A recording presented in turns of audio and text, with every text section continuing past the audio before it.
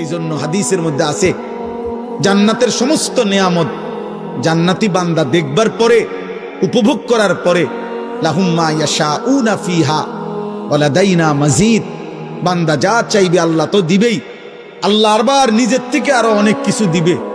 সর্বশেষ আল্লাহ ফেরেশতাদের মাধ্যমে জিজ্ঞেস করবে, ফেরেশতারা বলো না আমার বান্দারে জিজ্ঞেস করো ও আর কিছু চাইবে কিনা, আর কিছু দেখবে কিনা, আর কিছু লাগবে কিনা। ফেরেশতারা বলবে, হে আল্লাহর প্রিয় বান্দা জান্নাতি, আপনার আর কিছু লাগবে? আপনি আর কিছু চাইবেন, আর কিছু বলবেন?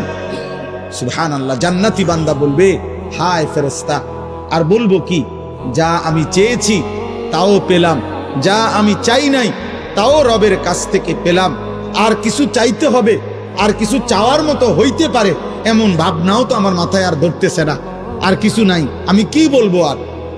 তো ফেরেশতা বলবে, ইয়া রব, আয় মাওলা, আপনার বান্দা আর কিছুই চাচ্ছে না, ওর আর চাওয়ার মতো কিছু ধারণাও আসতেছে না, চাওয়ার মতো কিছু নাই আর, ও যা চাইছে তাও পাইছে, আপনার থেকে আরো অনেক কিছু পাইছে, এখন আর কিছুই চাচ্ছে না।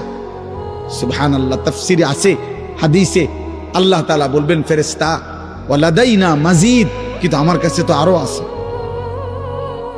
আমার কাছে তো আরো আছে। ফেরেশতা তখন বলবে, আল্লাহ, ফেরেশতারও মাথা ধরবে না তখন। ফেরেশতা বলবে, মাওলা, এবার তাইলে আপনার বান্দারে আপনি কি দিবেন? আপনার জান্নাতে যা ছিল তা তো দিছেনই সব, এখন কি দিবেন আর? রব্বুল আলামিন বলবেন, বান্দা ৭০,০০০ নূরের পর্দা আমার সরিয়ে দাও, আমার বান্দা এবার আমাকেই শুধু দেখবে, ও আমাকে দেখবে।